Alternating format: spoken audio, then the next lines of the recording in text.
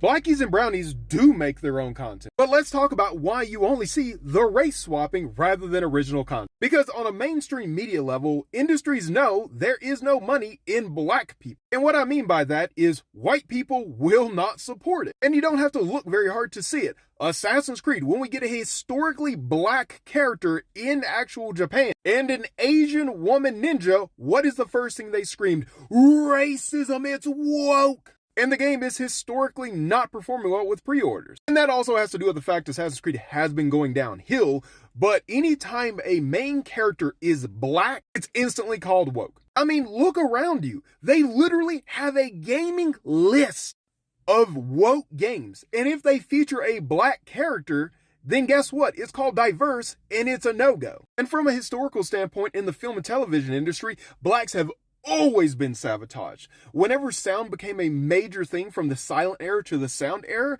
guess what? Black people could not get funding to buy the super expensive sound equipment, and thus they were phased out. There is institutional racism within the entertainment field that keeps black people from basically rising to the top with their story. And even when we do get our stories, they are so poorly written that they are inherently going to fail.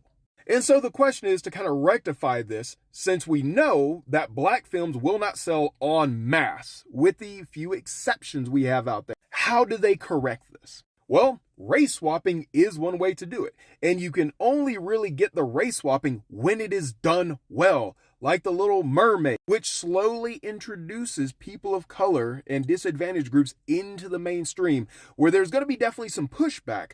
But then when you see the performances, you're like, okay, that's good. And so this is a correction to try to get mass audiences okay with seeing people of color in main roles. But we are out there creating our own stories in mass. But the thing is, we're just indie. We don't have millions upon millions of dollars to throw into advertising and get our content in front of people. What do we have? We have TikTok, and hopefully it blows up.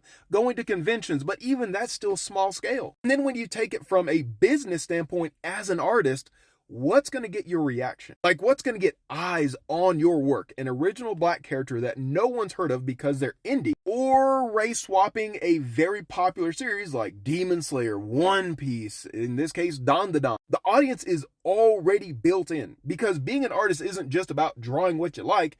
It's about drawing mostly what's going to get eyes on your work. And so if you have to race swap a character from a major series and throw a black twist on it, knowing you're going to get hate on it, guess what?